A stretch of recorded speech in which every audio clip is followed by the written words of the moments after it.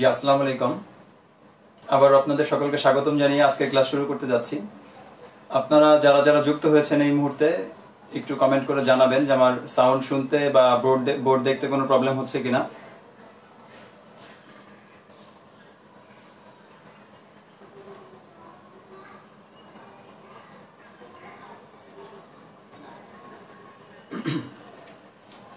আমরা প্রতিবারের মতো আজকেও এই গাণিতিক যুক্তি সম্পর্কে বিসিএস প্রস্তুতির গাণিতিক যুক্তি বিষয়ে আলোচনা করব। তো আজকে আমি বাস্তব সংখ্যা নিয়ে আলোচনা করব।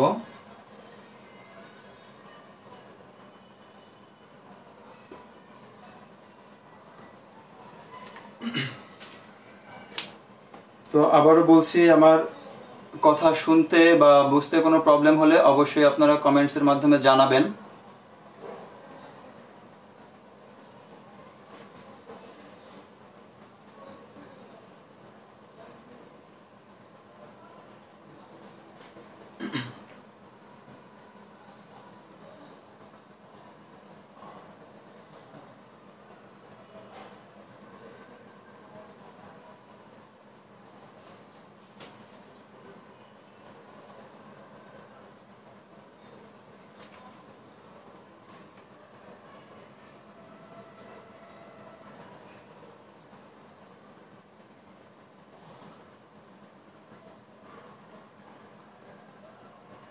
ঠিক আছে, আমরা তাহলে আমাদের ক্লাস শুরু করি।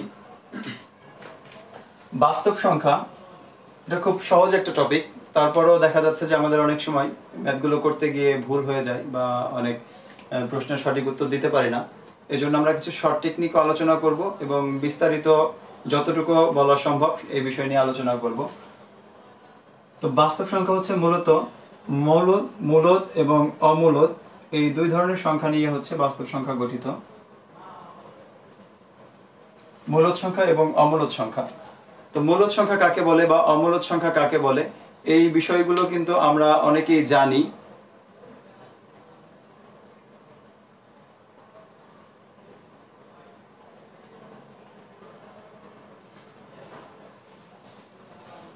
ওকে, আমি আপনাদের একটু কমেন্টস গুলা দেখে নিই।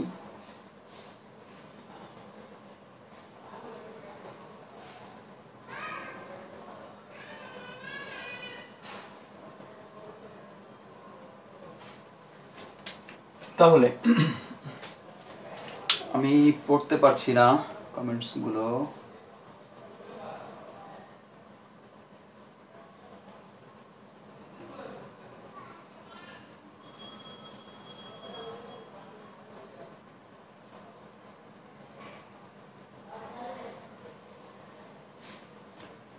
ঠিক আছে, আমরা তাহলে শুরু করি। মূলদ সংখ্যা এবং অমূলদ সংখ্যা। তো মূলদ সংখ্যা হচ্ছে যে সকল সংখ্যাকে আমরা পি বাই কিউ আকারে প্রকাশ করতে পারি, যেখানে P Q belongs to N, অর্থাৎ ধনাত্মক পূর্ণ সংখ্যা, যেগুলোকে আমরা স্বাভাবিক সংখ্যা বলি। এক কথায় বলতে পারি যে সকল সংখ্যাকে আমরা কি করতে পারি, ভগ্নাংশ আকারে প্রকাশ করতে পারি, সেই সংখ্যাগুলো আমাদের মূলদ সংখ্যা। আর যে সকল সংখ্যাকে আমরা ভগ্নাংশ আকারে প্রকাশ করতে পারবো না, অর্থাৎ এই পি বাই কিউ আকারে প্রকাশ করা যাবে না, সেই সংখ্যাগুলো হচ্ছে অমূলদ সংখ্যা। তো আমরা যদি আরো একটু ছোট পরিসরে নিয়ে আসতে চাই এই অমূলদ সংখ্যাকে, তাহলে আমরা এই মূলদ সংখ্যার আরো কিছু প্রকারভেদ দেখি। এই মূলদ সংখ্যাকে আমরা যদি ভাগ করি তাহলে কিন্তু পূর্ণ সংখ্যা এবং দশমিক বা ভগ্নাংশ সংখ্যা পাই। দশমিক বা ভগ্নাংশ। তো সেক্ষেত্রে এই পূর্ণ সংখ্যাকে আবার আমরা ঋণাত্মক, 0 এবং ধনাত্মক সংখ্যায় ভাগ করতে পারি। আর দশমিক বা ভগ্নাংশ সংখ্যাকে আমরা সাধারণ ভগ্নাংশ এবং দশমিক সংখ্যা, একটা হচ্ছে সাধারণ ভগ্নাংশ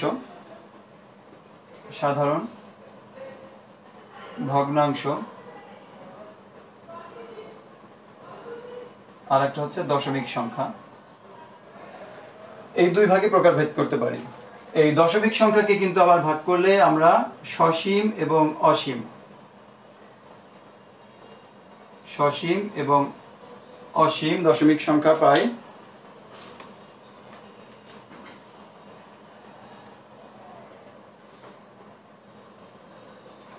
ওকে, আমি একটু কমেন্টসগুলো দেখি, আমি এতক্ষণ আপনাদের কমেন্টসগুলো দেখতে পারি নাই।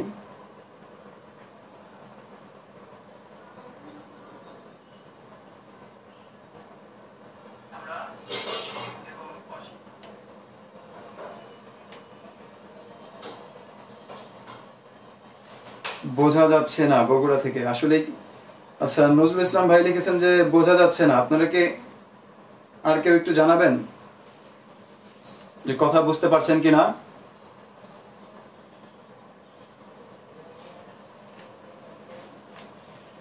ওকে, থ্যাংক ইউ ভাই। রুবেল শিকদার ভাই লিখেছেন ক্লিয়ার। তাহলে আমরা কিন্তু এই সসীম এবং অসীম দশমিক সংখ্যা পর্যন্ত গিয়েছি। সসীম দশমিক সংখ্যা যে সংখ্যাগুলো সাধারণত দশমিকের পরে নির্দিষ্ট কয়েক ঘর গিয়ে শেষ হয়ে যাচ্ছে, যেমন 0.235, আরো এক ঘর নিয়ে যদি আমরা শেষ করে দিই এটি সসীম, মানে নির্দিষ্ট হয়ে যাচ্ছে। কিন্তু অসীম দশমিক সংখ্যা কোনগুলো? অসীম দশমিক সংখ্যা হচ্ছে 2, 3, 5, 4, 3, 2, 9 ইত্যাদি আসছে তো আসছেই, মানে এটা কোথায় গিয়ে শেষ হবে আমরা জানি না। এই সংখ্যাগুলোকে আমরা সাধারণত কি বলে থাকি? যে অসীম দশমিক সংখ্যা। এই অসীম দশমিক সংখ্যাকে আবার আমরা দুই ভাবে ভাগ করি। একটা হচ্ছে, আমি উপরে লিখি, নিচে লিখলে হয়তো অনেকে বুঝতে পারবেন না। একটা হচ্ছে আমাদের আবৃত, আর একটা হচ্ছে অনাবৃত। আবৃত দশমিক সংখ্যা এবং অনাবৃত দশমিক সংখ্যা। আবৃত দশমিক সংখ্যা কোনগুলো? দুটি কিন্তু আমাদের অসীম দশমিক সংখ্যা। এই অসীম দশমিক সংখ্যার ক্ষেত্রে আবৃত সংখ্যাগুলো হচ্ছে একই সংখ্যা আসবে, যেমন 1.2333। তো এই সংখ্যাটাও কিন্তু আমাদের শেষ হচ্ছে না, কিন্তু একই সংখ্যা বারবার আসছে। পুনঃ পুনঃ আসার কারণে এই সংখ্যাগুলোকে আমরা পৌনঃপুনিক দিয়ে লিখি, লাস্টে 2, 3 পৌনঃপুনিক দিয়ে দিচ্ছি। এই সংখ্যাগুলোকে আমরা আবৃত সংখ্যা বলি, আবৃত দশমিক সংখ্যা। আর অনাবৃত দশমিক সংখ্যাগুলো হচ্ছে 1, 2, 1.23, 9, 5, 6, 3, 2 ইত্যাদি। তো এভাবে আসছে, অর্থাৎ এখানে কিন্তু একটা ধারাবাহিকতা ছিল যে একই সংখ্যা বারবার আসছে, কিন্তু পরবর্তী ক্ষেত্রে আমরা দেখলাম যে এই সংখ্যাগুলো কোনো ধারাবাহিকতা মেনটেন করছে না। তো এক কথায় আমরা বলতে পারি কি, যে বাপ মা ছাড়া, তাই তো, ইচ্ছা মতো আসছে। তো যাই হোক, এই সংখ্যাগুলো হচ্ছে আমাদের অনাবৃত দশমিক সংখ্যা। তো আমি যদি এখন মূলদ এবং অমূলদ সংখ্যাকে আলাদা করতে চাই, তাহলে এই একমাত্র অনাবৃত অসীম দশমিক সংখ্যা যেগুলো, এগুলোই হচ্ছে আমাদের অমূলদ সংখ্যা। আর বাকি যত ধরনের সংখ্যা আছে সব সংখ্যাগুলোই কি আমাদের মূলদ সংখ্যার মধ্যে চলে আসবে। তাহলে আশা করি আমরা মূলদ এবং অমূলদ সংখ্যা কোনগুলো এটা বুঝতে পেরেছি। তবে আমরা ক্যালকুলেটরে না হয় হিসাব করলে বুঝতে পারি যে কোন সংখ্যাগুলো দশমিকের পরে অনেক বড় করে আসছে। আর ক্যালকুলেটর না থাকলে তো আর বুঝতে পারবো না। আচ্ছা, কথা বোঝা যাচ্ছে কিন্তু বোর্ডের লেখা ক্লিয়ার বোঝা যাচ্ছে না, সম্পূর্ণ বোর্ড দেখা যাচ্ছে না। আচ্ছা, আমি এখানে আমার স্ক্রিনে যতটুকু দেখা যাচ্ছে আমি ততটুকুর মধ্যেই লিখছি, বাকি অংশটুকু লিখছি না। আচ্ছা, কোন ক্লাসে বুক স্টাডি করানো হচ্ছে? সেটা কোনো ক্লাসের না, এটা আমি জাস্ট একটু সাধারণ আলোচনা করে আমরা আমাদের বিসিএস প্রশ্নে চলে যাব, যে ধরনের কোশ্চেনগুলো আসে। তো প্রাথমিক পর্যায়ে জাস্ট একটু আলোচনা করছি সংখ্যাগুলো চেনার জন্য।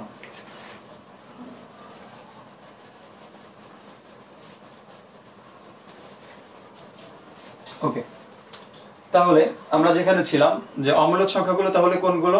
অনাবৃত দশমিক সংখ্যাগুলোকে আমরা অমূলদ সংখ্যা বলতে পারছি। আর মূলদ সংখ্যা কোনগুলো? তাহলে মূলদ সংখ্যা হচ্ছে আমাদের সকল পূর্ণ সংখ্যা এবং ওই সকল দশমিক সংখ্যা যাদেরকে আমরা ভগ্নাংশ আকারে প্রকাশ করতে পারি। তো এরপরে আমরা যদি ধনাত্মক এবং ঋণাত্মক সংখ্যার মধ্যে একটু আসি, ধনাত্মক, শূন্য আর হচ্ছে ঋণাত্মক পূর্ণ সংখ্যাকে এই তিন প্রকার বলেছিলাম আমরা। তো ধনাত্মক, শূন্য আর হচ্ছে ঋণাত্মক, এক্ষেত্রে যদি আমরা বলতে চাই যে শূন্য কি সংখ্যা, আমাদের প্রায় পরীক্ষায় এই কোশ্চেন আসে যে শূন্য সংখ্যাটি কি, তাহলে আমাদের এক কথায় অ্যান্সার দেব যে শূন্য একটি জোড় সংখ্যা। যদি আমাদের কখনো আসে যে শূন্য সংখ্যাটি কি, তাহলে শূন্য সংখ্যাটি হবে জোড় সংখ্যা। এখন শূন্য সংখ্যাটি জোড় সংখ্যা কেন? আচ্ছা, 0.10010001 এরপর অনেকগুলো শূন্য দিয়েছেন। এই সংখ্যাটি মূলদ নাকি অমূলদ? এমডি মনিরুল ইসলাম ভাইয়ের কোশ্চেন। আচ্ছা, আমরা জানি শূন্যের এই দশমিকে ডানে শূন্যের কিন্তু কোনো দাম নেই। আপনি যেমন এখানে 0 0 0 1-এর পরে আরো 4টা শূন্য ব্যবহার করেছেন, এই 4টা শূন্য কিন্তু আমাদের অপ্রয়োজনীয়। অর্থাৎ আমি একটু লিখে দিচ্ছি এখানে অন্যদের বোঝার জন্য, 1 0 0 1 0 0 0 1, এরপরে আপনি 4টা শূন্য ইউজ করছেন। এই 4টা শূন্যের আমাদের কোনো ভ্যালু নাই। তো এক্ষেত্রে আমরা কি করতে পারি, আমাদের সংখ্যাটা কিন্তু এখানেই শেষ হয়ে যাচ্ছে। তাহলে এটা কি লিমিটেড নাকি আনলিমিটেড? যদি আমাদের এটা চলতে থাকতো তাহলে এটি অমূলদ সংখ্যা হতো, কিন্তু এখানে যেহেতু শেষ হয়ে গিয়েছে তাহলে এই সংখ্যাটি কি হবে, আমাদের মূলদ সংখ্যা হবে। আরো কারো কোনো কোশ্চেন থাকলে আপনারা অবশ্যই কমেন্টসের মাধ্যমে জানাবেন, আমি চেষ্টা করব আপনাদের সমাধান করে দেওয়ার জন্য। তো এক্ষেত্রে আমরা ছিলাম যে শূন্য হচ্ছে একটি জোড় সংখ্যা, এই সংখ্যাটি আমাদের ধনাত্মক বা ঋণাত্মক সংখ্যা বলবো না বা বলা যাবেও না। আমরা তো নাফ নদী সবাই চিনি, তাই না? যে নাফ নদীর এই সাইডটা হচ্ছে বাংলাদেশ আর ওই পাশে হচ্ছে মায়ানমার। তো শূন্যটাও কিন্তু আমরা একই রকম ভাবে বলতে পারি যে শূন্যের থেকে যে সংখ্যাগুলো বড় সেই সংখ্যাগুলো হচ্ছে ধনাত্মক, আর শূন্যের থেকে যে সংখ্যাগুলো ছোট সেই সংখ্যাগুলোই হচ্ছে আমাদের ঋণাত্মক সংখ্যা। শূন্যের থেকে বড় হলে ধনাত্মক, শূন্যের থেকে ছোট হলে ঋণাত্মক। তার মানে শূন্যটা কি, শূন্যটা হচ্ছে এই ধনাত্মক ঋণাত্মকের বর্ডার, তাই তো? তো সেই ক্ষেত্রে শূন্যকে কিন্তু আমরা ধনাত্মক সংখ্যা বা ঋণাত্মক সংখ্যা বলতে পারি না। তবে হ্যাঁ, আমি জাস্ট একটা এক্সাম্পল দিচ্ছি যে মুসলিম, হিন্দু এবং খ্রিস্টান এই 3 শ্রেণীর লোককে আমরা কাউন্ট করলাম। তো এখান থেকে যদি আমরা মুসলিমকে বাদ দেই তাহলে থাকবে কি হিন্দু এবং খ্রিস্টান। এই হিন্দু এবং খ্রিস্টান এদেরকে যদি আমরা এক কথায় প্রকাশ করতে চাই তখন কিভাবে প্রকাশ করতে পারি, অমুসলিম। তাহলে অমুসলিম বলতে কি শুধু হিন্দু বোঝাচ্ছে নাকি শুধু খ্রিস্টান বোঝাচ্ছে? না, যে কোনো একটা হতেই পারে, হিন্দু হলেও অমুসলিম, খ্রিস্টান হলেও অমুসলিম। তো এক্ষেত্রেও আমাদের এই শূন্য আর ধনাত্মক এই দুইটাকে যদি আমরা একসাথে নেই, নিলে কি হবে, এই সংখ্যাগুলোকে আমরা বলতে পারি এই সংখ্যাগুলো কি না, ঋণাত্মক না। ঋণাত্মক না হলে কি হবে, অঋণাত্মক। ঋণাত্মক না হলে তখন আমরা বলতে পারি যে এই সংখ্যাগুলো তাহলে অঋণাত্মক। সেই হিসাবে এই শূন্য একটি অঋণাত্মক সংখ্যা, শুধু শূন্য না, শূন্য সহ এই ধনাত্মক সংখ্যাগুলো সবগুলোই কি অঋণাত্মক সংখ্যা। ওকে, আচ্ছা এখন যাচ্ছি, এক ভাই কোশ্চেন করেছেন রাশেদুল ইসলাম যে √2 কি সংখ্যা, আমি যাচ্ছি সেই দিকে। তাহলে আমরা শূন্যের একটা ধারণা পেলাম, শূন্য হচ্ছে জোড় সংখ্যা এবং শূন্যকে আমরা অঋণাত্মক সংখ্যাও বলতে পারি। তো আবার একটু ফিরে যাচ্ছি আমি অমূলদ সংখ্যায়। এই অমূলদ সংখ্যা তো আমরা আগেই বললাম যে কি হবে, অনাবৃত দশমিক সংখ্যা। এখন এই অনাবৃত দশমিক সংখ্যা বের করার জন্য তো আমাদের হিসাব করে মান বের করতে হবে, কিন্তু আমাদের কাছে তো ক্যালকুলেটর থাকবে না। তার মানে আমাদের এরকম কোনো সংখ্যা দিয়েও হয়তো বলবে না যে ডট ডট ডট। এটা দেখলে তো আমরা বুঝতে পারবো, এই টাইপের কোশ্চেন থাকলে তখন বলে দিলাম যে এটা অমূলদ সংখ্যা। কিন্তু ম্যাক্সিমাম টাইমে আমাদের যে কোশ্চেনগুলো আসে হয় রুট ওভার দিয়ে থাকে অথবা কিউব রুট দিয়ে থাকে, হয় রুট দিয়ে থাকে আর না হলে কিউব রুট দিয়ে থাকে। তো বর্গ নয়, পূর্ণবর্গ নয়, পূর্ণবর্গ নয় এমন সংখ্যার বর্গমূল অমূলদ সংখ্যা। এমন সংখ্যার বর্গমূল অমূলদ সংখ্যা। তাহলে পূর্ণবর্গ সংখ্যা কোনগুলো সেগুলো যদি আমরা জানতে বা আমরা যদি জানি তাহলে কিন্তু পূর্ণবর্গ নয় কোনগুলো সেগুলো কিন্তু আমরা লিখতে পারবো। যেমন পূর্ণবর্গ কোনগুলো, 1 কে স্কয়ার করলে 1, তাহলে 1 একটি পূর্ণবর্গ সংখ্যা। 2 কে স্কয়ার করলে 4, 4 একটি পূর্ণবর্গ সংখ্যা। 3 কে স্কয়ার করলে 9, 9 একটি পূর্ণবর্গ সংখ্যা। একই রকম ভাবে 16, 25, 36, 49, 64, এরপরে হচ্ছে আমাদের 81, 100 ইত্যাদি। এই সংখ্যাগুলো আমাদের কি পূর্ণবর্গ সংখ্যা। তাহলে এই সংখ্যাগুলো ব্যতীত যদি অন্য যে কোনো সংখ্যা থাকে সেই সংখ্যাগুলোর বর্গমূল অবশ্যই কি হবে, অমূলদ সংখ্যা হবে। তাহলে √2, √3, √5 যাই আসুক না কেন, √6 সবগুলো সংখ্যাই কি হবে আমাদের অমূলদ সংখ্যা। এখন আমাদের দেখা যায় যে দুইটি অমূলদ সংখ্যা যদি আমরা যোগ করি, যেমন √2 + √3, এই সংখ্যাটি কি হবে, মূলদ সংখ্যা নাকি অমূলদ সংখ্যা? দুইটি অমূলদ সংখ্যা যোগ করলে সেই সংখ্যাটি কি হবে, একটি অমূলদ সংখ্যা। মনে থাকবে? তাহলে দুইটি অমূলদ সংখ্যা যোগ করলেও আমরা কি পাচ্ছি? অমূলদ সংখ্যা পাচ্ছি। আচ্ছা, তাহলে দুইটি অমূলদ সংখ্যা যোগ করলে অমূলদ সংখ্যা পাবো। দুইটি অমূলদ সংখ্যা যদি বিয়োগ করতে চাই √3 - √2, এটাও কি হবে? আমাদের অমূলদ সংখ্যা হবে। তবে যদি আমাদের একই জাতীয় সংখ্যা হয়, যেমন √3 - √2, সেক্ষেত্রে কিন্তু আমাদের ফলাফল শূন্য চলে আসবে। তো এই ক্ষেত্রে কিন্তু মানটা কি? মূলদ সংখ্যা। তো এটা আপনারা বুঝতে পারবেন যে আসলে কখন মূলদ হচ্ছে, কখন অমূলদ হচ্ছে। তবে যোগ করলে সবসময় কি হবে? অমূলদ সংখ্যা হবে। আচ্ছা, আমরা যদি কোনো মূলদ সংখ্যার সাথে অমূলদ সংখ্যা যোগ করি তাহলেও সেটি একটি অমূলদ সংখ্যা হবে। মূলদ সংখ্যা থেকে অমূলদ সংখ্যা বিয়োগ করলেও অমূলদ সংখ্যা হবে। এখন আসি গুণ বা ভাগের বিষয়ে। আমরা যদি √3 কে √2 দিয়ে ভাগ করলাম তাহলে এটি একটি অমূলদ সংখ্যা হবে। মানে অমূলদ সংখ্যাকে অমূলদ সংখ্যা দিয়ে ভাগ করলে আমরা কি পাচ্ছি? অমূলদ সংখ্যা পাচ্ছি। তবে এটা কিন্তু সার্বজনীন না। কেন?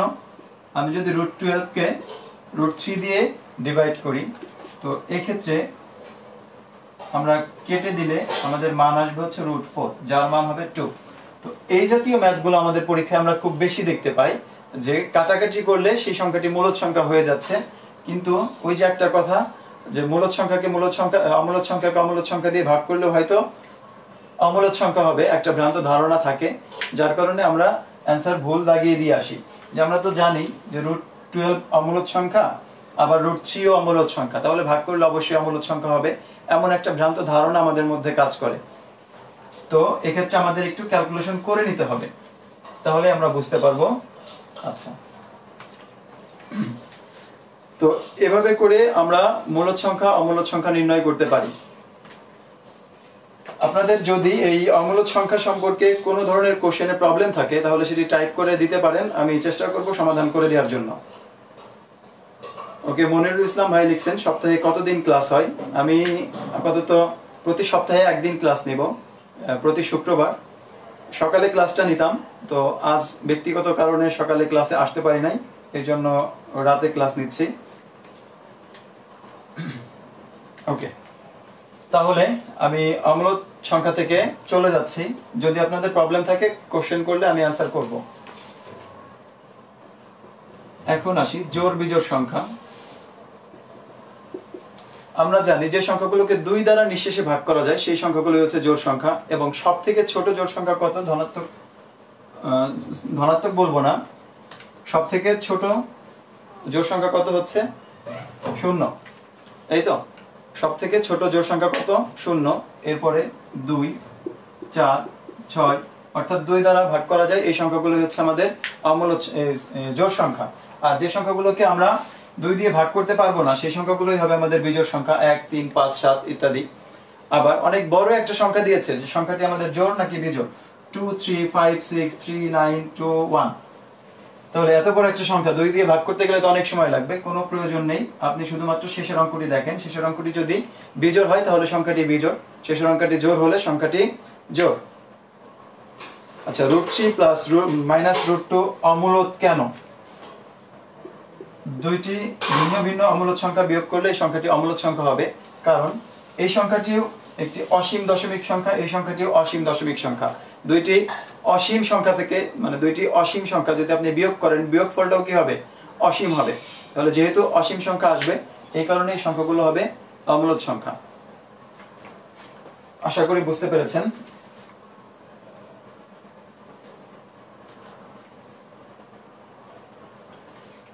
আচ্ছা, সকালে ক্লাস নিতাম 10টায়, তো ইনশাআল্লাহ আগামী সপ্তাহ থেকে আমি রাতেই ক্লাস নিব, প্রতি শুক্রবার রাত 9টায়।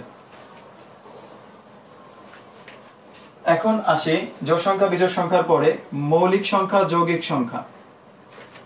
মৌলিক এবং যৌগিক।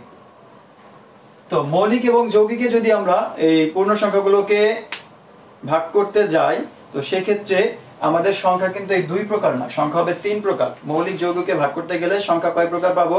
আবারও বলে দিচ্ছি, যে মৌলিক সংখ্যা এবং যৌগিক সংখ্যায় যদি আমরা ভাগ করতে যাই ধনাত্মক পূর্ণ সংখ্যাগুলোকে, তখন আমাদের সংখ্যা কিন্তু 2 প্রকার হবে না, হবে হচ্ছে 3 প্রকার। একটা মৌলিক, একটা যৌগিক, আর একটা হচ্ছে এক। একটা মৌলিক, একটা যৌগিক, আর একটা হবে এক। এই সংখ্যাটি আমাদের মৌলিক সংখ্যাও নয়, যৌগিক সংখ্যাও নয়, অর্থাৎ একের পরিচয় সে এক, একটা পূর্ণ সংখ্যা, ধনাত্মক পূর্ণ সংখ্যা।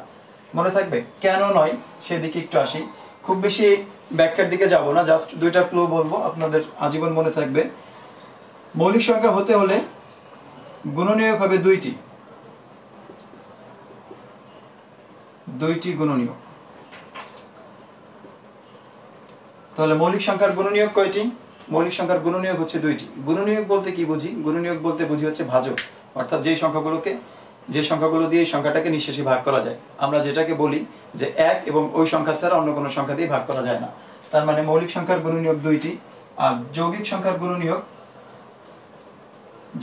গুণনীয়ক হবে কমপক্ষে তিনটি।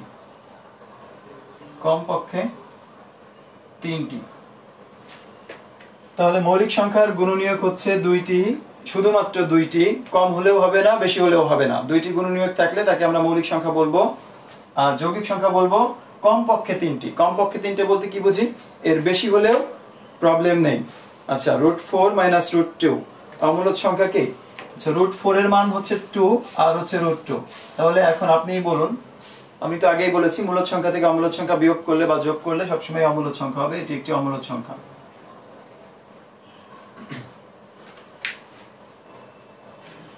তাহলে যেখানে ছিলাম, মৌলিক সংখ্যার জন্য গুণনীয়ক হচ্ছে দুইটি।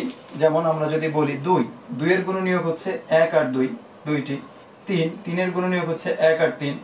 5 এর গুণনীয়ক 1, 5। তার মানে এই সংখ্যাগুলোকে আমরা মৌলিক সংখ্যা বলতে পারি। আমরা যদি 4 লিখি, 4 এর গুণনীয়ক কত? 1, 2, 4। অর্থাৎ 1 দিয়ে ভাগ করা যায়, 2 দিয়ে ভাগ করা যায়, 4 দিয়ে ভাগ করা যায়, তিনটি। আমি আরেকটা সংখ্যা লিখলাম 12, 1 দিয়ে ভাগ করতে পারি, 2 দিয়ে ভাগ করতে পারি, 3 দিয়ে, 4 দিয়ে, 6 দিয়ে, 12 দিয়ে। তার মানে এখানে গুণনীয়ক পাচ্ছি 1টা, 2টা, 3টা, 4টা, 5টা, 6টা। তার মানে কমপক্ষে 3টা পেলেই আমরা সেটাকে যৌগিক সংখ্যা বলতে পারি। এখানে তো আমরা 6টা পেয়েছি, তাহলে এটি আরো মহাযৌগিক সংখ্যা, তাই তো? ওকে। আর একের কথা কি বলেছিলাম? যে এক যৌগিক সংখ্যাও হবে না, মৌলিক সংখ্যাও হবে না। কেন হবে না? কারণ একের উৎপাদক হচ্ছে একটি, উৎপাদক বা গুণনীয়ক হচ্ছে একটি, শুধুমাত্র এক। এককে 1 দিয়েই ভাগ করা যায়। তাহলে এককে কি সংখ্যা বলা যায়? জয় দেবনাথ, 1 হচ্ছে একটি ধনাত্মক পূর্ণ সংখ্যা, 1 হচ্ছে স্বাভাবিক সংখ্যা। ঠিক আছে, অনেকগুলো পেয়ে গেলাম আমরা যে একের পরিচয়। তো আমরা একটু দেখি যে 1 থেকে 100 পর্যন্ত মৌলিক সংখ্যাগুলো আমরা কিভাবে মনে রাখতে পারি। আমাদের প্রায় প্রশ্নেই আসে যে মৌলিক সংখ্যাগুলো কত কত। হ্যাঁ স্যার, ক্লাসগুলো পাওয়া যাবে ইউটিউবে থাকবে। আমার ইউটিউব হচ্ছে অনলাইন স্টাডি রুম।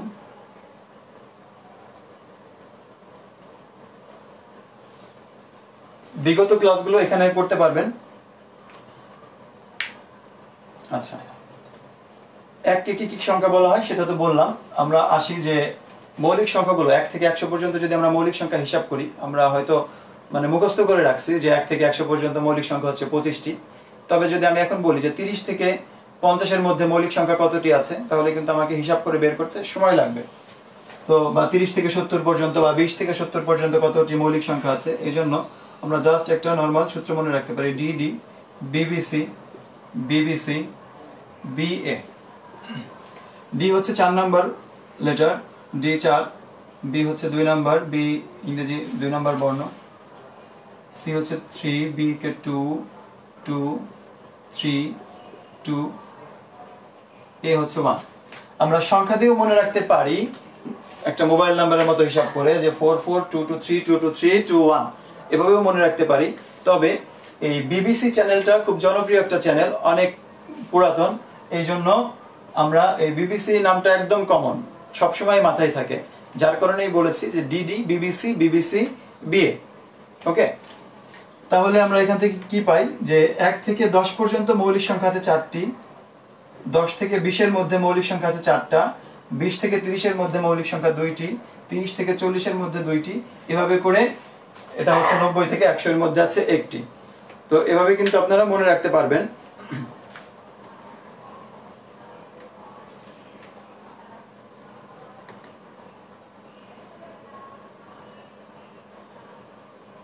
তো যাই হোক, তো আমরা এভাবে খুব সহজে এই মৌলিক সংখ্যাগুলো মনে রাখতে পারবো। ওকে, মৌলিক সংখ্যার একটা কোশ্চেন নিয়ে একটু আলোচনা করি। নিচের কোনটি মৌলিক সংখ্যা?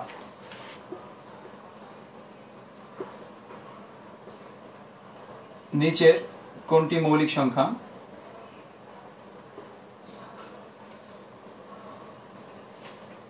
ক নাম্বার হচ্ছে 91,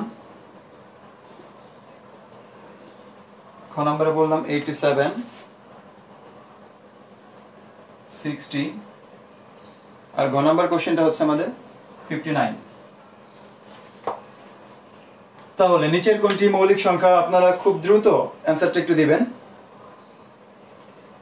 জয়দেব দেবনাথ ভাই, BBC DD BBC BBC DA নয়, বিএ। আমি উপরে লিখে রাখছি ডিডি বিবিসি বিবিসি বিএ। ওকে, আচ্ছা, আশিকুর রহমান ভাই, করোনা ভাইরাসের এই মহামারীতে সাধারণ মানুষের কথা ভেবে বিকাশের পক্ষ থেকে সবার অ্যাকাউন্টে 2500 টাকা দিচ্ছে, সম্পূর্ণ ভুয়া। এ ধরনের পোস্ট আপনারা কেউ শেয়ার করবেন না। বিকাশ কোম্পানি মানে এতটা বোকা না যে তারা আমাদেরকে মানে একদম ফ্রি 2500 টাকা করে দিয়ে দিবে।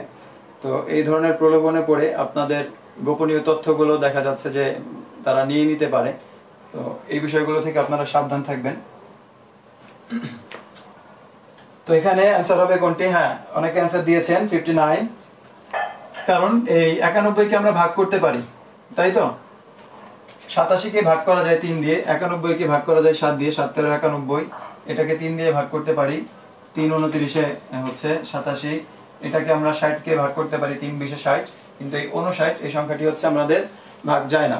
তো এক্ষেত্রে অনেক বড় সংখ্যাও থাকতে পারে। তো সেক্ষেত্রে আপনারা কি করবেন যে আসলে কোন সংখ্যাগুলো ভাগ করতে পারবো আর কোন সংখ্যাগুলো ভাগ করতে পারবো না।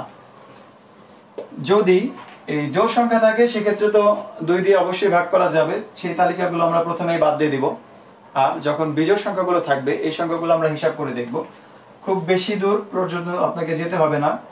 দেখেন, বিজোড় সংখ্যা হলে 5 দিয়ে যদি ভাগ যায় তাহলে সেই সংখ্যার শেষে অবশ্যই 5 থাকবে অথবা 10 থাকবে, 0 থাকবে, 5 অথবা 0। তাহলে যদি 5 অথবা 0 না থাকে তাহলে সেই সংখ্যাগুলো আমাদের মৌলিক সংখ্যা হওয়ার চান্স আছে, এই তো? আচ্ছা, তাহলে 5 এর হিসাব চলে গেল। যদি 5 খুঁজে পাই নাই তো অন্যদিকে দেখি, তখন আমরা কি দেখব যে 3 দিয়ে যদি কোনো সংখ্যা ভাগ যায় তাহলে ওই সংখ্যাটির যে অঙ্কগুলোর যোগফল আছে এই যোগফল অবশ্যই 3 দ্বারা ভাগ করা যাবে। যেমন এই 9 আর 1 যোগ করলে কত হবে? 10। তার মানে এই সংখ্যাটিকে আমি 3 দিয়ে ভাগ করতে পারবো না। 7 আর 8 হচ্ছে 15, তার মানে এই সংখ্যাটি 3 দিয়ে ভাগ করা যায়, এটি কাটা। 5 আর 9 হচ্ছে 14, এই সংখ্যাটিকেও আমি 3 দিয়ে ভাগ করতে পারবো না। তাহলে অপশন কিন্তু আমাদের দুইটা কমে আসছে। এটা একদম ইজি ছিল, এই জন্য হয়তো ভাবছেন যে এত আলোচনার কি আছে। তবে প্রশ্নটা যখন বড় থাকবে, সংখ্যাগুলো 3 অঙ্কের বা 4 অঙ্কেরও তো আসতে পারে, তো সেক্ষেত্রে আমরা কি করবো জাস্ট সেই বিষয়ে একটু বলছি। তো এভাবে কিন্তু আমাদের আস্তে আস্তে দেখা যাবে যে অপশনগুলো কমে যাচ্ছে। যেমন এখানে আমাদের দুইটা অপশন কমে গেছে অলরেডি। তো এখন 2 মানে জোড় সংখ্যা হলে তো জোড় সংখ্যা তো আগেই বাদ দিছি, 2 গেছে, 3 গেল, 4 দিয়ে আমার ভাগ করার কোনো প্রয়োজন নাই, 5 দিয়ে তো আমি আগেই চেক করেছি। এরপরে আমি যে সংখ্যাটি দিয়ে চেক করব সেটা হচ্ছে 7। তাহলে আপনি জাস্ট এখন 7 দিয়ে একটু ভাগ করে দেখেন যে 7 দিয়ে ভাগ যায় কিনা। ওকে, 3 দিয়ে যখনই যাবে না, মানে যোগফলগুলো যদি ভাগ করা না যায়, তাহলে আমি সরাসরি চলে যাব কততে? 7-এ। 9 দিয়ে ভাগ করার আপনার কোনো প্রয়োজন নাই, অনেক বড় সংখ্যা আসছে যে 7 দিয়েও মিলে নাই, তখন এই 9 দিয়ে খামোখা কষ্ট করার প্রয়োজন নাই। যেহেতু সংখ্যাটি 3 দ্বারা বিভাজ্য না, তাহলে কখনোই 9 দ্বারা বিভাজ্য হবে না। তাহলে কি করতে পারেন? তাহলে আপনারা তখন 11 দিয়ে দেখতে পারেন। যেহেতু আমরা অলরেডি এখানে 7 দিয়ে পেয়ে গেছি, যে 7 দিয়ে এটাকে ভাগ করলে 13 বার যায়, তার মানে আমাদের এটার ক্ষেত্রে এটাও আমাদের হচ্ছে না, মৌলিক সংখ্যা আমরা পেয়ে গেলাম হচ্ছে এটা। তো আমি অন্যান্য অঙ্কগুলোর জন্য জাস্ট বলে গেলাম যে আপনারা তাহলে চেক করবেন জোড় সংখ্যা কিনা, চেক করবেন 5 অথবা 0 আছে কিনা, এরপরে সংখ্যাগুলোর যোগফল 3 দ্বারা বিভাজ্য কিনা, আর হচ্ছে 7 দ্বারা বিভাজ্য হচ্ছে কিনা। আশা করি এগুলোর মধ্যেই আপনারা সংখ্যাগুলো পেয়ে যাবেন। যেহেতু ক্যালকুলেটর থাকবে না, তো সেক্ষেত্রে কখনোই আপনাদেরকে খুব বেশি বিপদে ফেলবে না কোশ্চেনগুলো দিয়ে। আচ্ছা, 1008 এর ভাজক বের করব কিভাবে? ভাই 1008 এর ভাজক বের করার জন্য আপনাকে ভাগ করে করে ভাজক বের করতে হবে। 1 দিয়ে ভাগ করলে আপনি 1 আর 1008 পাচ্ছেন। এরপরে 2 দিয়ে ভাগ করলে আপনি 504 পাচ্ছেন। এরপরে 3 দিয়ে দেখেন, 3 দিয়েও ভাগ করা যাবে।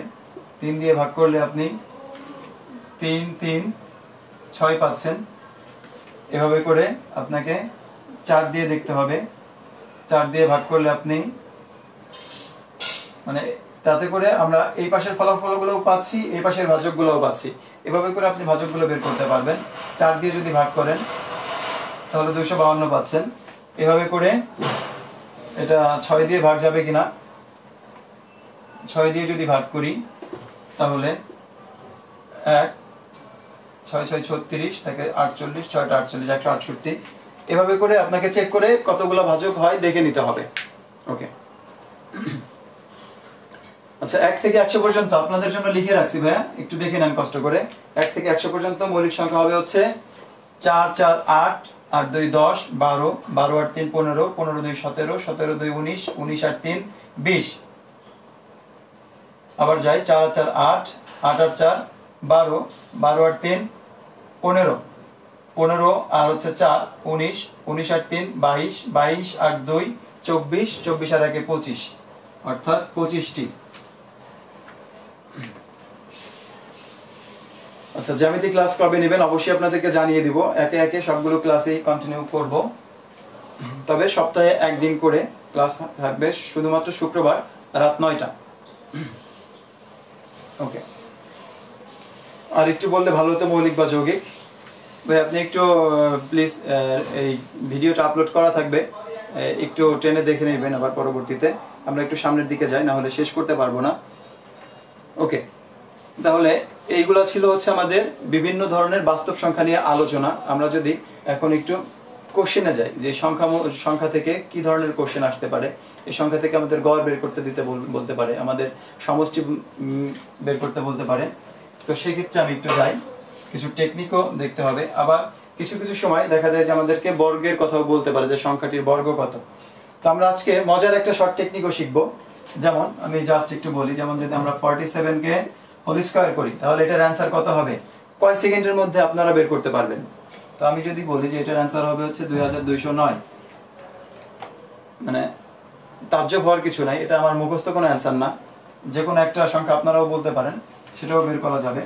আমি যদি বলি যে 52 এর হোল স্কয়ার করলে কত হবে, 52 এর হোল স্কয়ার করলে আমরা পাচ্ছি, একটু মিলিয়ে নেবেন আসলে হয় কিনা অ্যান্সার গুলো। বা 54 একে হোল স্কয়ার করলেই বা কত হবে,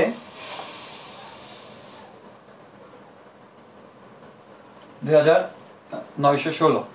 আপনারা একটু মিলিয়ে নেবেন যে আসলে অ্যান্সার গুলো মিলে কিনা। তো এইগুলা কিভাবে করি এটা একটু আকর্ষণ রেখে দিলাম, যে ক্লাসের শেষে আমরা এই টেকনিকগুলো আপনাদেরকে শিখিয়ে দিব। ওকে, 1 থেকে 100 পর্যন্ত যে কোনো সংখ্যার বর্গ বের করতে পারবেন এই খুব এত দ্রুত সময়ের মধ্যে।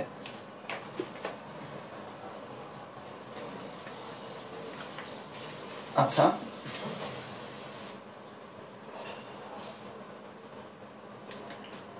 তো এখন আসি, আমি একটা কোশ্চেন লিখবো জাস্ট, যে 2 অঙ্ক বিশিষ্ট একটি সংখ্যা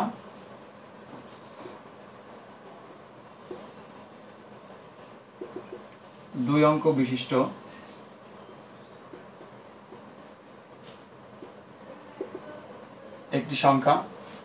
ও আর একটা কথা, আপনারা যারা ক্লাস করছেন অবশ্যই আপনাদের বন্ধুদের সাথে ক্লাসটি শেয়ার করে দিবেন। যারা এখনো শেয়ার করেন নাই একটু কাইন্ডলি শেয়ারটা করে দিবেন। তাহলে 2 অঙ্ক বিশিষ্ট একটি সংখ্যা অঙ্কদ্বয়ের স্থান বিনিময়ের ফলে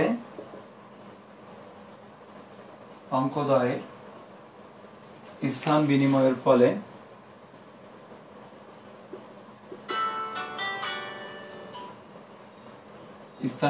ফলে 54 বেড়ে যায়। 2 অঙ্ক বিশিষ্ট একটা সংখ্যা অঙ্কদ্বয়ের স্থান বিনিময় করলে এর সংখ্যাটার মান কত বেড়ে যাচ্ছে, 54 বেড়ে যায়। তাহলে আমাদেরকে জানতে চাচ্ছে, এই অঙ্ক আরো একটু ক্লু দিয়ে দিয়েছে আমাদের এখানে, যে অঙ্ক দুইটির যোগফল হচ্ছে 12। অঙ্ক দুইটির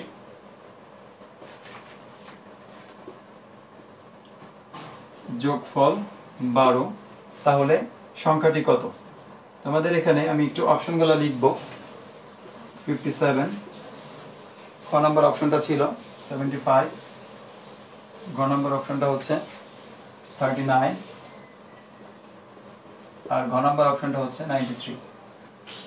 তো মজার ব্যাপার দেখেন যে এখানে বলা আছে যে দুই অঙ্ক বিশিষ্ট একটা সংখ্যা অঙ্ক দ্বয় স্থান বিনিময় করলে 54 বেড়ে যাবে এবং এই অঙ্ক দুইটির যোগফল হচ্ছে 12।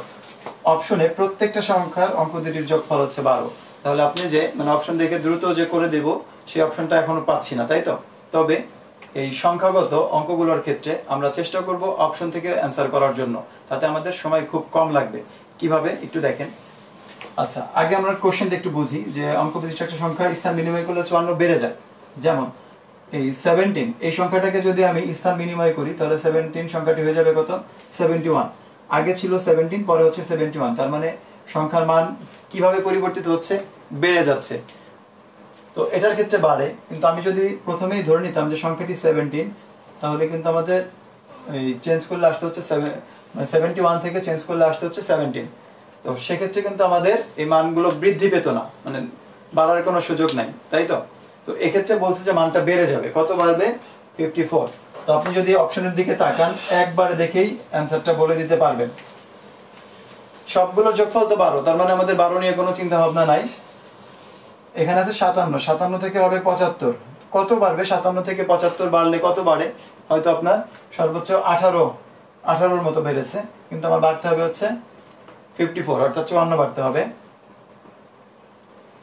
75, এই সংখ্যাটাকে উল্টাইলে কত হচ্ছে? 57। বাড়তেছে না কমতেছে? তাহলে এই সংখ্যাটা তো কমে যাচ্ছে। 93, এটাকে উল্টাইলে আসতেছে 39, এই সংখ্যাটাও কি কমে যাচ্ছে, কিন্তু আমাদের বলেছিল কি যে বেড়ে যাবে। তাহলে 39 কে যদি আমি উল্টে দেই তখন হবে 93। তাহলে আমার কিন্তু এই 54 হিসাব করতে হচ্ছে না, যে যোগ বিয়োগ করে দেখি আসলে 54 হয় কিনা, কোনো প্রয়োজন নাই। আমি কিন্তু এটাকে অ্যান্সার দাগিয়ে দিতে পারছি। তবে হ্যাঁ, যদি আমাদের এই কাছাকাছি আরো কোনো সংখ্যা থাকতো তাহলে সেক্ষেত্রে আমরা কি করতাম দেখে নিতাম। হয়তো এরকম আছে যে 27 কে উল্টাইলে তো 72 হয়, তো এটার কি বিয়োগফলটা কি 54 হয় কিনা তখন আমরা একটু দেখতাম। কিন্তু এর ধারের কাছে তো আর কোনো সংখ্যা নাই, সবগুলো সংখ্যা আমাদের হ্রাস পাচ্ছে, এই একটা সংখ্যা বেড়ে যাচ্ছে, তাই তো? তো সেই ক্ষেত্রে কিন্তু আমাদের অ্যান্সারটা খুব সহজে আমরা দাগিয়ে দিতে পারছি।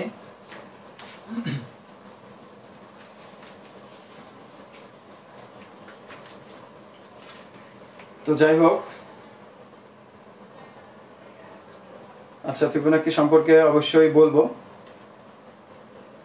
বোর্ডের লেফট সাইডে লাইক ভালো হয়, আচ্ছা লিখলে ভালো হয়। আচ্ছা লেফট সাইডে লিখবো।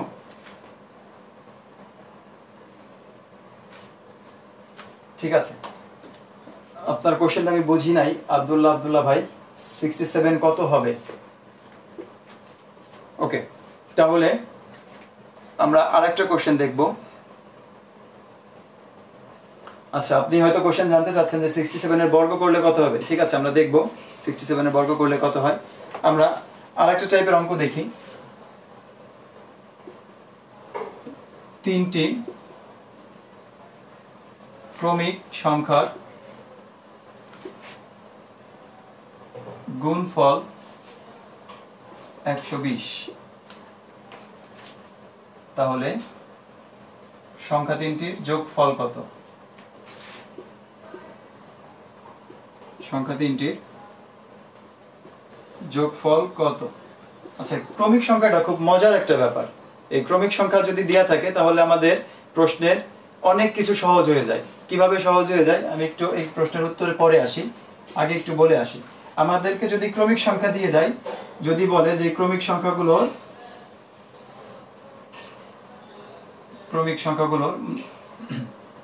সমষ্টি কত অথবা গড় কত, সমষ্টি বা গড় যে কোনো বিষয় যদি বের করতে দেয় আমরা কিন্তু খুব ইজিলি বের করতে পারি। যেমন আমি জাস্ট একটু লিখি 12, 13, 14, 15, 16। আচ্ছা, এখানে 5টা সংখ্যা লিখেছি, 5টা সংখ্যাই ক্রমিক সংখ্যা। এখন যদি আমি বলি এই সংখ্যাগুলোর যোগফল কত হবে, তাহলে অ্যান্সার দিতে সময় লাগবে কত সময়? হয়তো আমরা যোগ করতে বসে গেছি যে 12 যোগ 13 যোগ 14 যোগ 15 যোগ 16 যোগ করলে কত হয়। তো আপনারা হিসাব করেন, হিসাব করতে করতে আমার কিন্তু রেজাল্ট চলে আসছে। রেজাল্ট হবে 70। কিভাবে 70 হচ্ছে? কারণ এই ক্রমিক সংখ্যা যদি হয় সেক্ষেত্রে আচ্ছা এই সংখ্যাগুলোর গড় কত হবে? তাহলে সমষ্টি পেলাম হচ্ছে 70, গড় কত হবে আমি পরে বলে দিচ্ছি টেকনিক। গড় হবে হচ্ছে 14। তাহলে সংখ্যাগুলোর সমষ্টি 70 আর গড় হচ্ছে 14। কিভাবে পেলাম তাই তো? তো গড় বের করাটা আগে শিখি।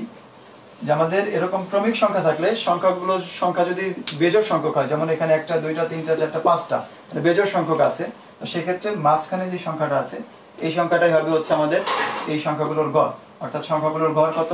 14। ঠিক আছে, এখন 5টা সংখ্যার গড় যদি 14 হয় তাহলে ওই সংখ্যাগুলোর সমষ্টি কত? আমরা তো গড় থেকে সমষ্টি নির্ণয় করতে জানি, যে সংখ্যা দিয়ে যদি গড়কে গুণ করে দেই তাহলে কিন্তু সমষ্টি পাই। আমি সেই কাজটাই করেছিলাম মনে মনে, এই 14কে 5 দিয়ে গুণ করে দিছি, 5 14 কত হয়েছে? 70। এখন আপনারা যোগ করে দেখেন যে আসলে 70 হচ্ছে কিনা। 12 13 25, 25 14 39, 39 আর 15 হচ্ছে 54, 54 আর 16 70। মিলে? অবশ্যই মিলবে। এরকম আপনারা যদি একটা প্র্যাকটিস করতে পারেন, যে আমি যদি তিনটা নিয়ে বলি যে 43, 44 আর হচ্ছে 45, এই সংখ্যা তিনটির যোগফল কত? 43, 44, 45 সংখ্যা তিনটির যোগফল কত? অথবা আমি সরাসরি বলতে পারতাম যে 40 থেকে 50 এই সংখ্যাগুলোর যোগফল কত হবে। এরকম কোশ্চেন কিন্তু আমাদের অহরহ আসে পরীক্ষায়। তো এটার জন্য কি করব আমরা? তার মানে গড় হচ্ছে 44 আর গড়কে কত দিয়ে গুণ করব? একটা দুইটা তিনটা সংখ্যা আছে, 3 দিয়ে গুণ করে দেন। 3 40 120 আর 3 4 12 কত হবে? 132। তো আপনাদের কোনো প্রশ্ন থাকলে অবশ্যই করতে পারেন।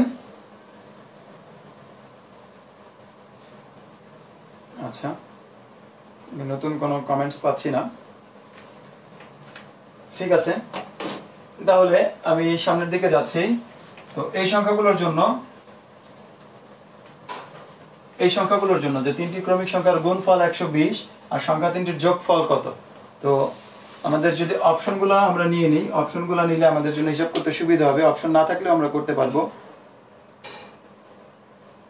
আচ্ছা, আমি একটু কোশ্চেনটা দেখি।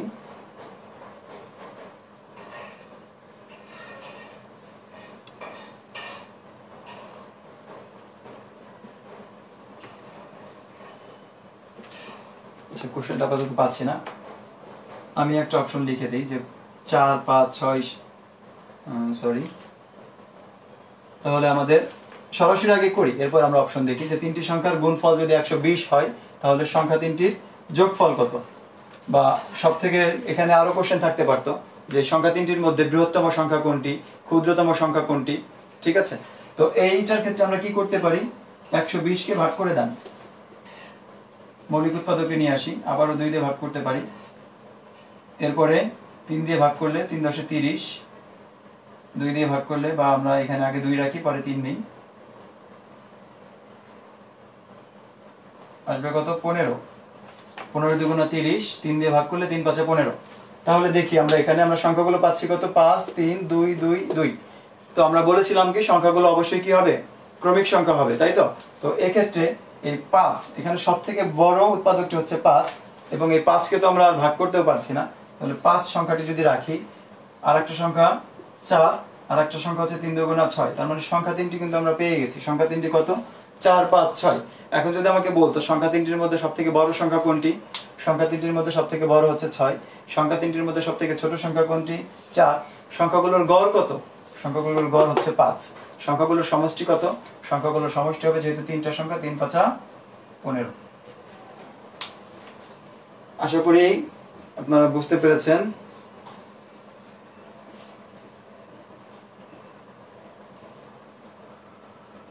হ্যাঁ, ক্রমিক সংখ্যা যদি জোড় হয়, আচ্ছা ভালো একটা কোশ্চেন করেছেন।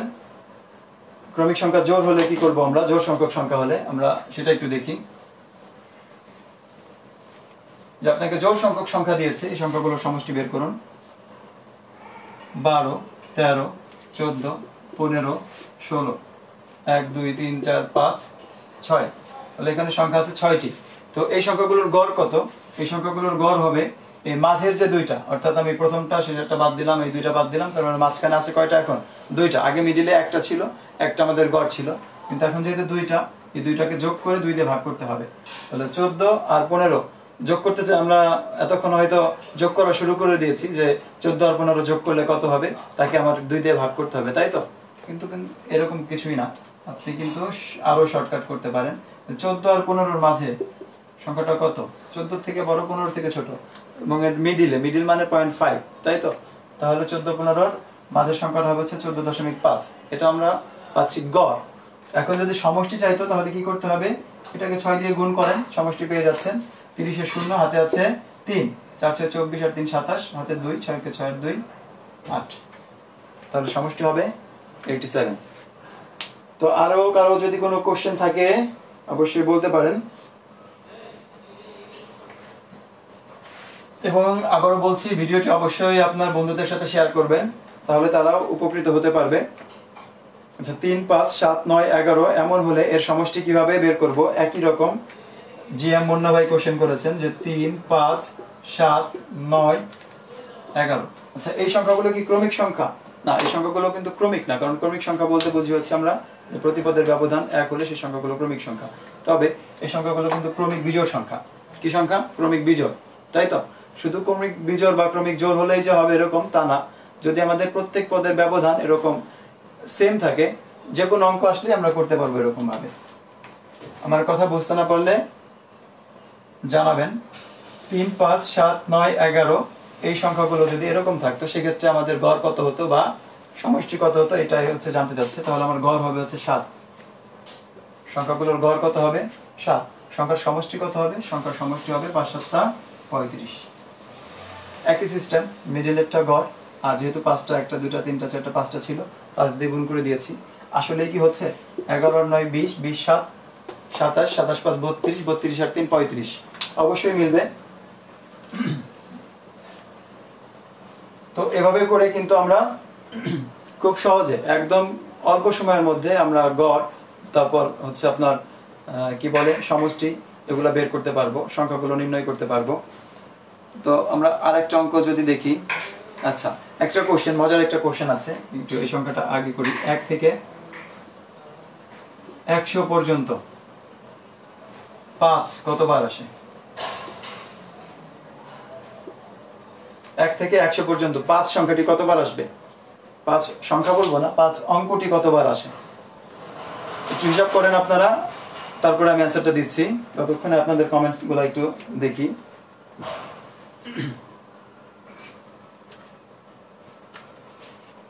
আচ্ছা, আপনার পরের ক্লাসগুলো কিভাবে পাবো আমি টাইমটা প্লিজ বলবেন। আচ্ছা, আমার লাইভ ক্লাস হয় হচ্ছে এই গ্রুপেই, আমি শুধুমাত্র একটা গ্রুপে লাইভ ক্লাস নেই, বিসিএস প্রশাসনের এই গ্রুপটাতেই, অন্য কোনো গ্রুপে লাইভ করি না। এবং প্রতি শুক্রবার রাত 9টায় আমার লাইভ ক্লাস দেখতে পারবেন এখানে। আর অনেকেরই দেখা যাচ্ছে যে গণিতে অনেক সমস্যা, আমাকে মাঝে মধ্যেই এই মেসেজ করে যে ভাই আপনি একটা গ্রুপ করেন বা ই করেন। তো আমি পার্সোনালি কোনো গ্রুপ করার মানে করছি না।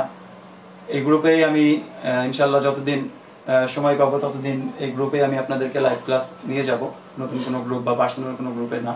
তবে তারপরেও যাদের অনেক বেশি প্রবলেম গণিতে, কিন্তু এই মুহূর্তে হয়তো কারো কাছে প্রাইভেট বা কোচিং করতে পারছেন না, তো সেক্ষেত্রে আমি একটা ব্যাচ শুরু করেছি। এটি হচ্ছে জুম অ্যাপে ক্লাস নেই প্রতি শনি সোমবার রাত 9টায়। তো আপনারা ইচ্ছা করলে এখানে আমার সাথে যোগাযোগ করে এই জুম অ্যাপে সংযুক্ত হতে পারেন। আবারও বলে দিচ্ছি, প্রতি শনি সোমবার শুধুমাত্র দুর্বল ছাত্রছাত্রীদের জন্য, যারা ম্যাথে একদমই উইক, তাদের জন্য আমি একটা লাইভ ক্লাস, লাইভ বলবো মানে সবাই লাইভে থাকে, স্টুডেন্টরা যেমন এখানে আপনারা কথা বলতে পারছেন না, জাস্ট কমেন্টসের মাধ্যমে জানাচ্ছেন। তো জুম অ্যাপে আমরা লাইভ ক্লাস নিয়ে থাকি, যেখানে আমরা মানে আপনিও লাইভে থাকবেন, আমিও লাইভে থাকবো। আপনি যখন তখন কোশ্চেন করতে পারবেন এবং আমি সরাসরি অ্যান্সার দিতে পারছি। তো এখানে টোটাল 12টা টপিকের উপর 24টা ক্লাস রেখেছি, আর 5টা হচ্ছে রিভিশন ক্লাস, টোটাল 29টা ক্লাস হবে।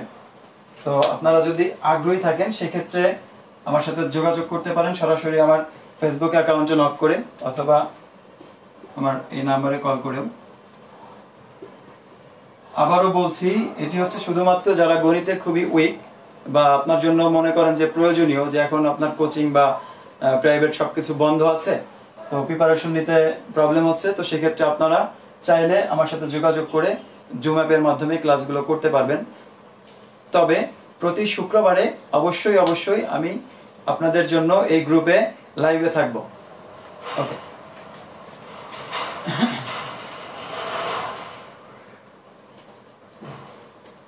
হ্যাঁ, আমার ইউটিউব চ্যানেল, এটি ইউটিউব চ্যানেল।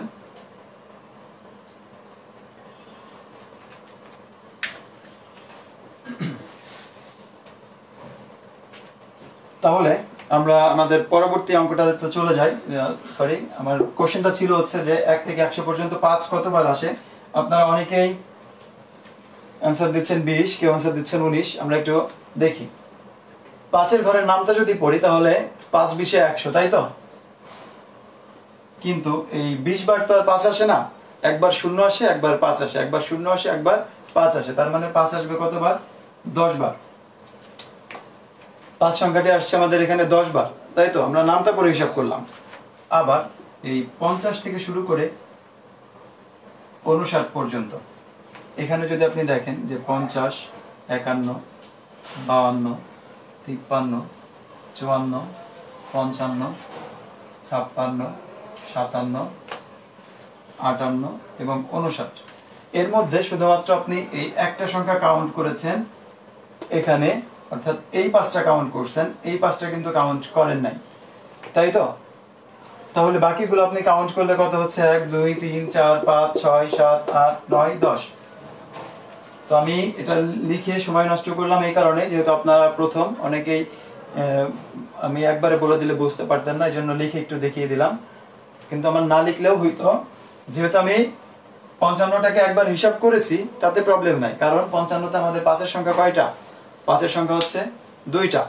একটা আমি আগে হিসাব করছি, এই 10টার মধ্যে আসছে, আর বাকিটা হচ্ছে আমি এই 50 থেকে 59-এর মধ্যে হিসাব করব। 50 থেকে 59 পর্যন্ত সংখ্যা হচ্ছে 10টি, তার মানে এখানে পাচ্ছি 10টা, আর আগে ছিল 10টা। টোটাল পাচ্ছি কয়টা? 20টা।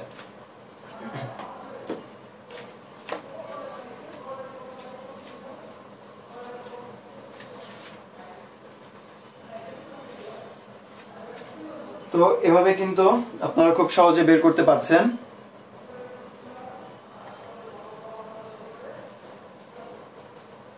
ওকে, এখন চমৎকার একটা অঙ্ক দেখবো আমরা, যে 2টি ক্রমিক সংখ্যার বর্গের অন্তর। বর্গের অন্তর মানে হচ্ছে বিয়োগফল 47। এখন বলতে পারে বৃহত্তম সংখ্যাটি কত, ক্ষুদ্রতম সংখ্যাটি কত, অথবা সংখ্যা দুইটি কত। তাহলে কি বলা আছে? 2টি ক্রমিক সংখ্যার বর্গের অন্তর হচ্ছে 47। তাহলে এই সংখ্যা দুইটি কত, বা একটি সংখ্যা কত, ছোট সংখ্যাটি কত, বড় সংখ্যাটি কত, ইত্যাদি। তো এটার জন্য কিন্তু আমাদের ফর্মুলা দিয়ে অনেক মাথা ব্যথা হয়ে যেতে পারে, তাই না? তো আমরা খুব সহজে বের করতে পারি। 47 যোগ 1 ভাগ হচ্ছে 2, কত পাবো? 24। 47 আর 48, আবার এই 47 বিয়োগ 1 ভাগ হচ্ছে 2, তাহলে আরেকটা সংখ্যা পাবো 23। তার মানে এই দুইটি সংখ্যার বর্গের অন্তর হবে 47। আপনারা হিসাব করে দেখতে পারেন। তো এই জাতীয় যেই ম্যাথগুলো আসুক না কেন, আমরা কি করব? 1 যোগ করে 2 দিয়ে ভাগ, বড় সংখ্যাটা পাবো। 1 বিয়োগ করে 2 দিয়ে ভাগ, ছোট সংখ্যাটি পাবো। আর দুইটি সংখ্যা চাইলে দুইটি সংখ্যা তো পেয়ে গেলাম, 23 24। কোনো প্রবলেম থাকলে অবশ্যই বলবেন। আচ্ছা, 7 কতবার আসে? একই রকম ভাবে একটু হিসাব করেন। 7 কতবার আসে? 7-এর ঘরে নামটা পড়েন। নামটা পড়ে কি কাজ হবে 5-এর মতো? হবে না। তাহলে আমাকে হিসাব করে দেখতে হবে। তখন এই 7 আসবে 1 থেকে 10-এর মধ্যে একবার, 1 থেকে 17-এর 20-এর মধ্যে আসবে 17, তার মানে একবার। এভাবে করে 1 থেকে 100 পর্যন্ত কিন্তু 10টা পাচ্ছেন আপনি, তাই তো? আর একই রকম ভাবে এই 70 থেকে 79 পর্যন্ত আরো কয়টা পাবেন? নতুন করে আরো 7টা পাবেন, সরি আরো 10টা পাবেন। তাহলে টোটাল কত হবে? 10 যোগ 10 20টি।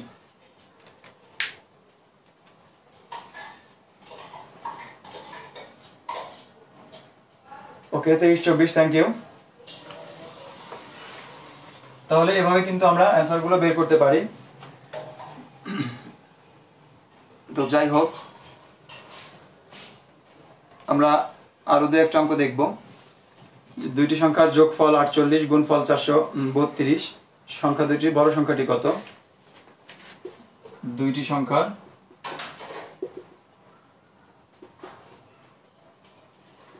যোগফল হচ্ছে 48 আর সংখ্যা দুইটির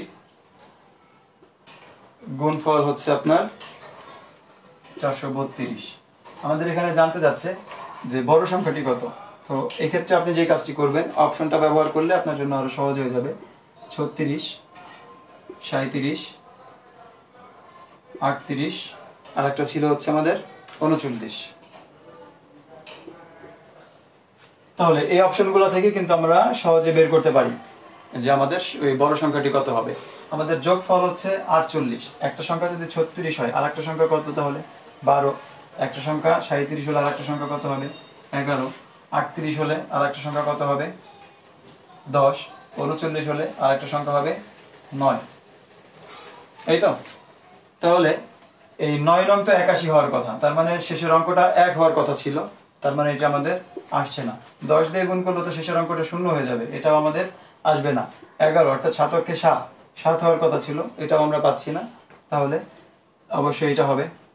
আর গুণ করলে তো আমরা পাচ্ছি 6 বারং 72 2 হাতে 7, 3 বারো 36 আর 7 43, তার মানে 432। আচ্ছা, দুইটি সংখ্যার বর্গের অন্তরে আরো একটি অঙ্ক করান। আপনি একটি বলুন, সেটি করাই।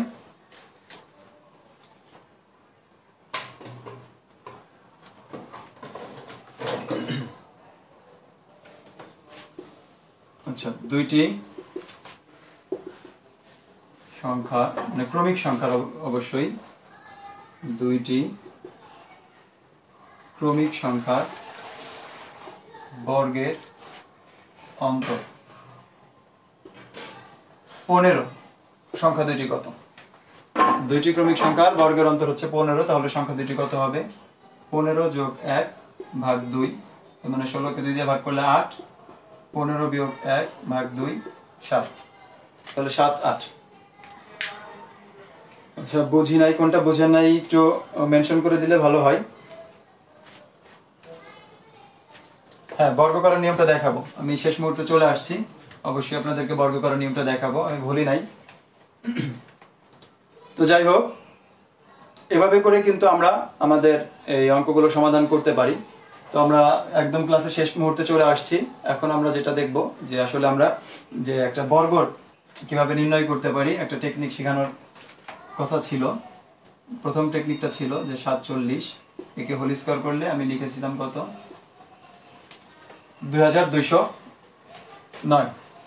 আর একটা করেছিলাম 52 এর স্কয়ার, এই 52কে স্কয়ার করলে লিখেছিলাম 2704। এরপরে লিখেছিলাম যে 54, একে স্কয়ার করলে কত হবে 2916। আপনি যদি 57কে স্কয়ার করেন তাহলে কত হবে 3249। তারপর আপনারা একটু করে দেখতে পারেন যে আসলে কি আমার হচ্ছে নাকি ভুল হচ্ছে, একটু দেখে নিতে পারেন। তো এভাবে করে আমরা যে কোনো সংখ্যার বর্গ বের করতে পারি। এখন টেকনিকটা কি, তাই তো? দুইটা টেকনিক আছে, আমি দুইটা টেকনিকই দেখাচ্ছি। দুইটা বললেও ভুল হবে, আরো অনেক টেকনিক আছে, জাস্ট সহজ যে দুইটা টেকনিক, এই দুইটা টেকনিক আপনাদেরকে দেখাচ্ছি। যেমন 67, একজন বলেছিলেন যে ভাই 67 এর বর্গ করলে কত হবে, আমি 67 দিয়েই করি। তো প্রথমে একটু এই টেকনিকটা দেখি, এরপরে আর একটা টেকনিক দেখব। আপনি 67কে বর্গ করতে পারছেন না, কিন্তু 7কে তো বর্গ করতে পারেন। 7 7 তো 49, 6কেও আলাদা আলাদা ভাবে বর্গ করতে পারেন। 6 6 হচ্ছে 36, 7কে বর্গ করলে 49, 6কে বর্গ করলে 36। এতটুকু তো খুব সহজ কাজ, এটা তো আমরা করতেই পারি। আচ্ছা, এখন যে কাজটা করতে হবে, এই 6 7 এবং এই 2, এই দুটাকে নিজেদের মধ্যে গুণ করে দেন। 6 7 42, 42 2 84। এই 84টা লিখবো ঠিক এই মাঝের দুইটা সংখ্যার নিচে। তাহলে প্রথমে 6 এর বর্গ করে 6 এর নিচে, 7 এর বর্গ করে 7 এর নিচে লিখেছিলাম, আর এখন 6 7 42 আর 2 হচ্ছে 84, এটা লিখলাম। তো যেহেতু টেকনিক দেখাচ্ছি, অবশ্যই আপনাদের অন্যদের সাথে শেয়ার করা উচিত, তাই না? তো দেখেন 8 আর হচ্ছে 14 4, হাতে আছে 1, 3 আর 1 4। তাহলে আমাদের ফলাফল কিন্তু আমরা পেয়ে গিয়েছি। আমাদের ফলাফল হবে এটাই, যে 4489। আর একটা দেখতে পারেন, যেমন 54, এটাকে যদি আমি হিসাব করি তাহলে 4 4 কত হবে 16, 5 5 25 আর 4 5 20, 20 দুগুণা হচ্ছে 40, 6 1 9 2। যে কোনো সংখ্যা আপনারা চাইলে যে কোনো একটা সংখ্যা আমাকে বলতে পারেন যে ভাইয়া যে একটা সংখ্যা আপনাদের ইচ্ছা মতো একটা সংখ্যা করে দেই।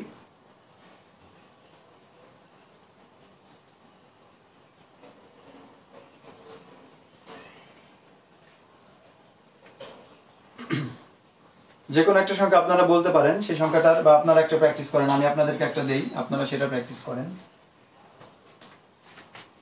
74 কে স্কোয়ার করলে কত হবে?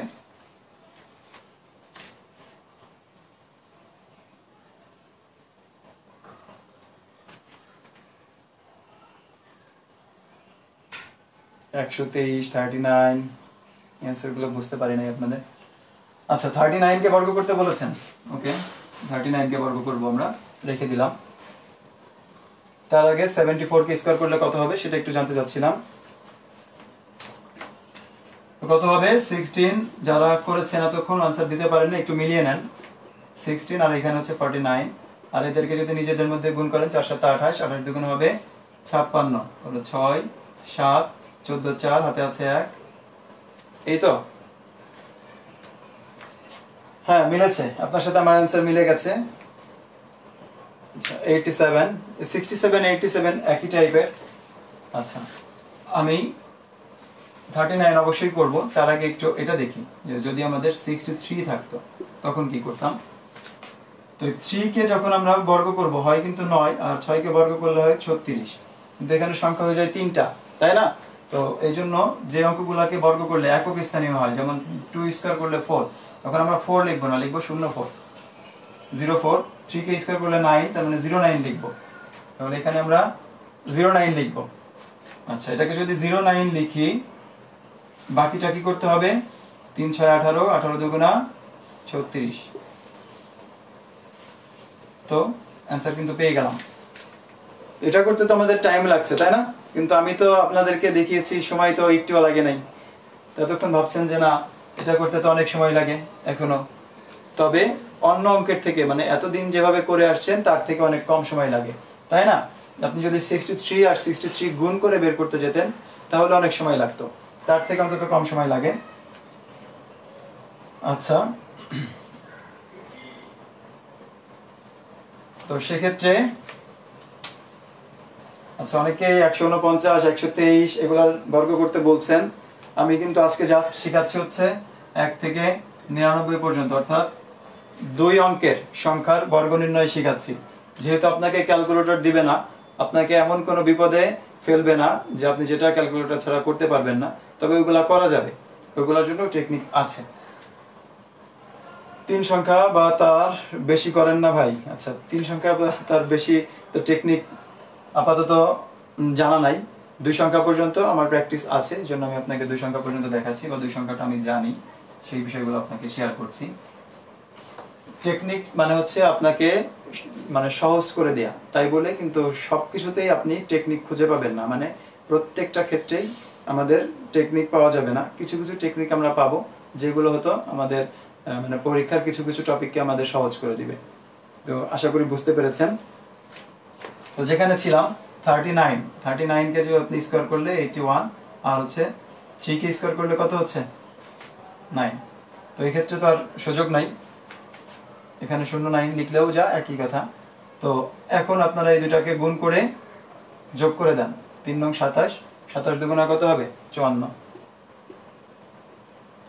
যা আসবে এটা অ্যান্সার। আবার আচ্ছা এক্ষেত্রে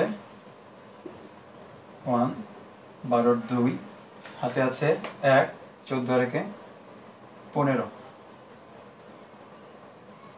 আচ্ছা এরকমই আসবে মেবি।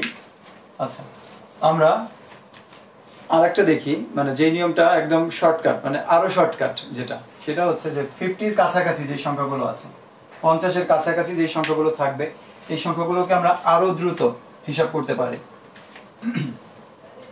কিভাবে? তো 50-এর কাছাকাছি সংখ্যাগুলোর বর্গ নির্ণয় করার জন্য আপনি জাস্ট একটা সংখ্যা মাথায় রাখবেন, সেটা হচ্ছে 25। ওকে, সে আপনার এখানে আসছে 49, এই 49 কে বর্গ করতে হবে তাহলে এই 49 সংখ্যাটি 25 থেকে কত কম? 1 কম। আপনি 1 বিয়োগ করে দেন, আসবে কত? 24। 49 সংখ্যাটি 50 থেকে 1 কম, 25 থেকে 1 বিয়োগ করে দিলে আসবে হচ্ছে 24। আর 1 কে বর্গ করলে কত হয়? 1।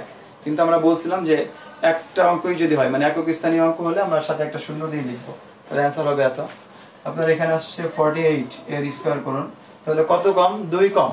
25 থেকে 2 বাদ দিলে কত হয়? 23। আর 2 কে স্কয়ার করলে 4। 47, এতক্ষণ হয়তো বুঝে গেছেন, 3 কম তার মানে হবে 22, আর 3 কে স্কয়ার করলে হবে 9। 46, কত কম? 4 কম। 4 কম হলে 21, আর 4 কে স্কয়ার করলে 16।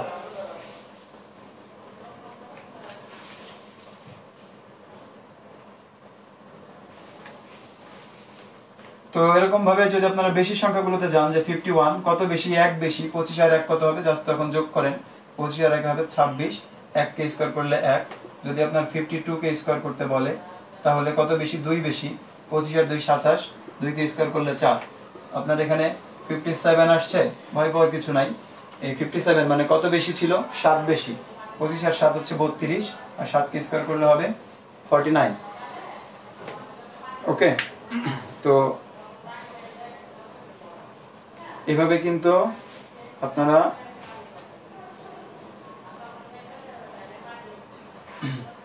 বর্গ করতে পারবেন। আশা করি আপনারা এতক্ষণে বুঝতে পেরে গেছেন নিয়মটা।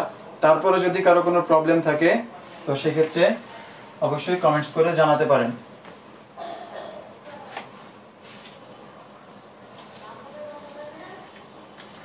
আচ্ছা, এমডি দিদার হোসেন নয়ন ভাই 99 কে বর্গ করার জন্য বলছেন। আচ্ছা, দেখি 99 কে করা যায় কিনা।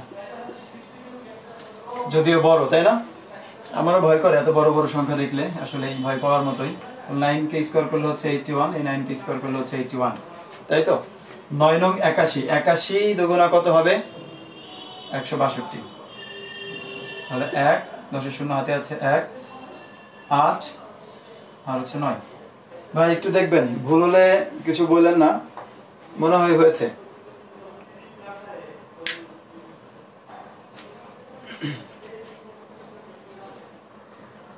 তো এই ছিল মোটামুটি। তারপরও যদি আরো কারো কোনো প্রবলেম থাকে, এখনো সময় আছে, আপনারা জানাতে পারেন, আমি ইনশাল্লাহ সমাধান করে দেব, মানে যারা এখনো বুঝেন নাই বা বুঝতে পারেন নাই।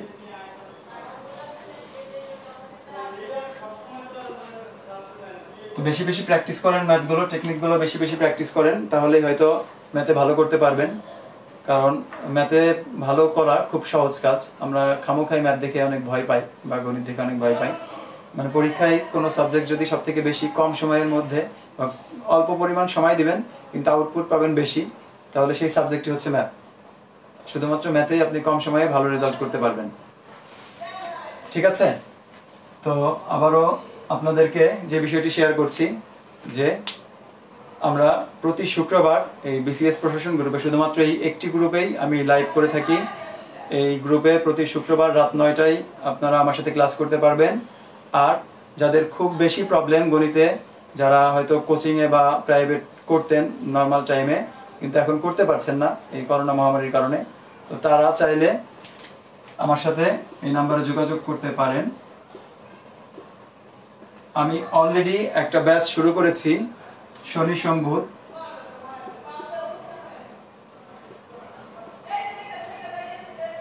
টাইম হচ্ছে রাত 9টা থেকে।